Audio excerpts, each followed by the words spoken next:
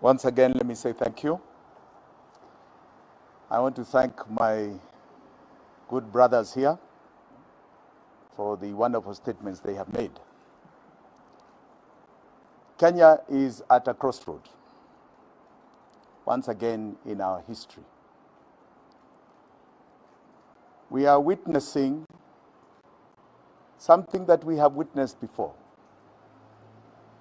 This was the time when black colonialism replaced white colonialism. And this climaxed at the period of the multi-party struggle in this country. We saw during that period where we had a foundation of a very good constitution. Laws were brought in that continually usurped the democratic nature and the inalienable rights of every Kenyan thereafter. In fact, during the Moi period, I believe there were 141 new laws that were brought to subject the people of this country to a dictatorship untold. In 2010, we passed a new constitution, believing that we have got new rights embedded that people have fought for, believing people had died for. And we were very proud of that new constitution. And our prayer, come the 2013 election, was that there would be an ushering in of a new government that would ensure that the inalienable rights of that new constitution were going to be adhered to. And that the government that was coming into place in 2013 was going to be a government that was pro-reform to that constitution. It is evident to all of us today that this is a government that decided at the beginning it is going to claw back what we envisaged as the gains of the 2010 Constitution.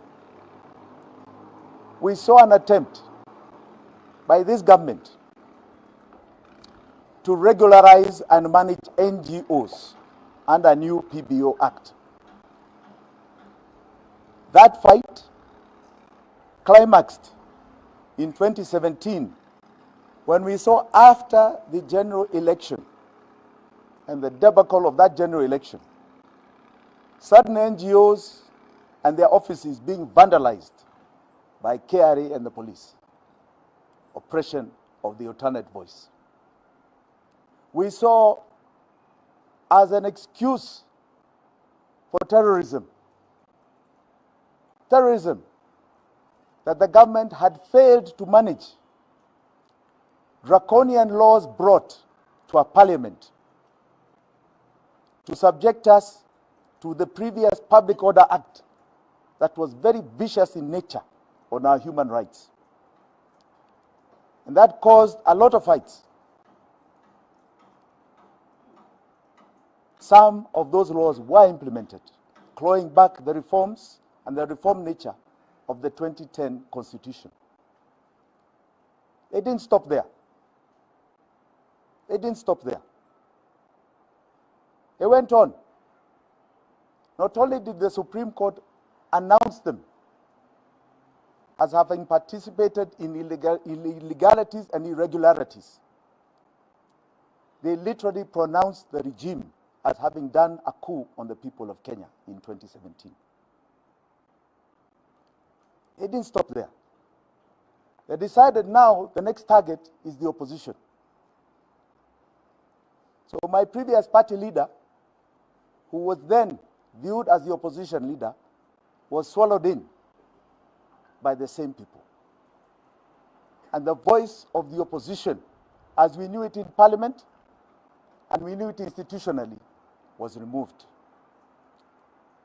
We have seen it further in the media,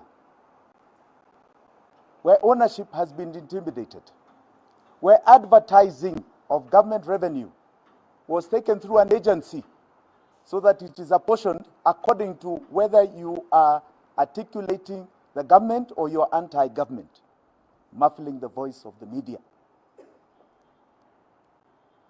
They then come back and they decide they are going to further reform political parties. And they hurriedly pass through acts in parliament. You have seen other special purpose vehicles, KRA, DCI, that were used even in the colonial period of Moi, start to be activated for the same purpose: muffle the voice of the people. And to climax it all, they put a cap on the registration of churches, so that now even churches can no longer speak. Churches are put in a corner. If you joke, we will deregister you. Now, we've seen this template before. And it is the template of dictatorship.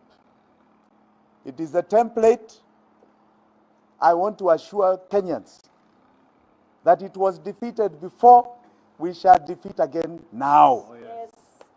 Not tomorrow, now.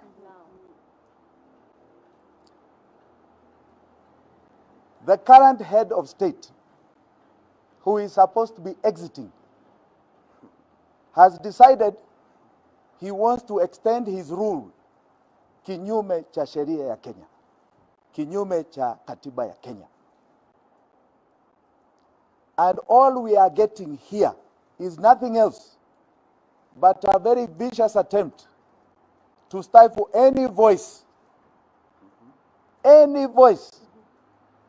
that is going to stop the path of trying to illegally remain in power, contrary to the constitution of this country. And we want to tell the current head of state, you shall not succeed.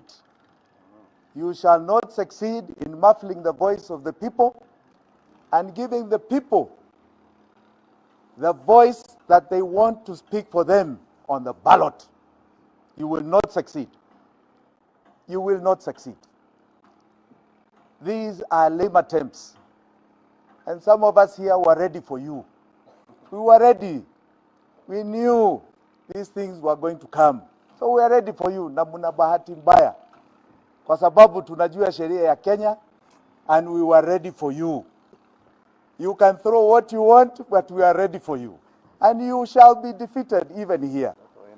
Hakuna mahali ambao umeshinda sisi. You have been at it for the longest period, na umeshindwa, na hata hapa utashindwa. Utashindwa. The voice of the people is now beginning to be heard in large numbers.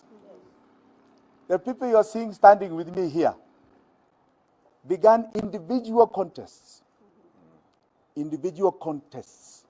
and individual conquests. And over time, they have managed to gather more and more support. We are now speaking as more and more people. We know that we are speaking to the 48% that is undecided in this nation about what is being presented as the decision of 2022, August 9th. And we want to assure those Kenyans and many others, we believe we are the majority, that your voices are going to be heard, yes, and you shall be on the ballot. Asanteni sana. God bless you. Asanteni sana. Thank you. I don't know whether my colleague is asking whether you have any questions, but we want questions in line with what we are speaking, so we don't dilute our message. So let's don't start asking us periphery things. We'll take questions that are in line with what we have spoken here. Yes. Emmanuel, zungumza.